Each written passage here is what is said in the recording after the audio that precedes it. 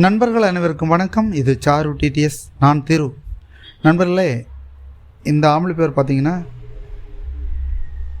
ரீஒர்க்குக்காக நம்மக்கிட்ட வந்திருக்குது. அதுவும் பர்டிகுலராக என்ன பிரச்சனைனா, ஹம்மிங் ரொம்ப அதிகமாக வருது.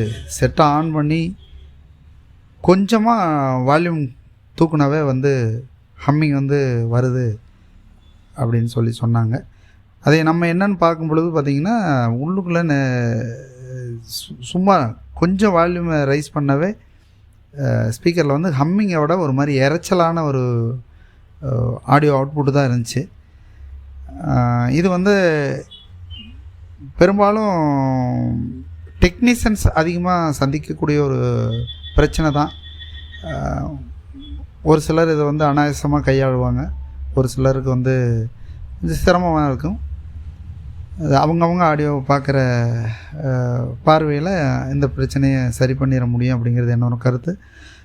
ரிமோட் கிட்டு தான் இதில் ரிமோட் கிட்லேயே அவ்வளோ ஹம்மிங்கு. அது காரணம் ஒயரிங் ரொம்ப மோசமான ஒரு சூழல் இருந்துச்சு. நானும் இது ஒயரிங் ரொம்பலாம் டீப்பாக எல்லாம் இறங்கிலாம் சரி பண்ணலை. எங்கெல்லாம் பிரச்சனை இருந்துச்சோ அதை மட்டும் சரி பண்ணியிருக்கேன். ஏன்னா சர்வீஸுக்கு தானே வந்திருக்கு, அப்படி தான் செஞ்சுருக்கேன். ஹம்மிங் எல்லாத்துக்குமே ஒரு தலைவலியான ஒரு கேட்குறவங்களுக்கும் சங்கடம், செட்டு செய்கிறவங்களுக்கும் சங்கடம்.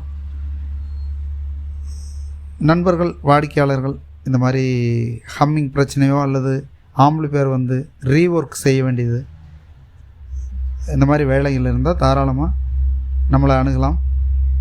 நம்ம முடிஞ்ச அளவுக்கு தரமாக செஞ்சு கொடுப்போம் அப்படிங்கிறத தெரிவிச்சுக்கிறோம். இந்த காணொலியை பார்த்த அனைத்து நண்பர்களுக்கும் நன்றி, வணக்கம்.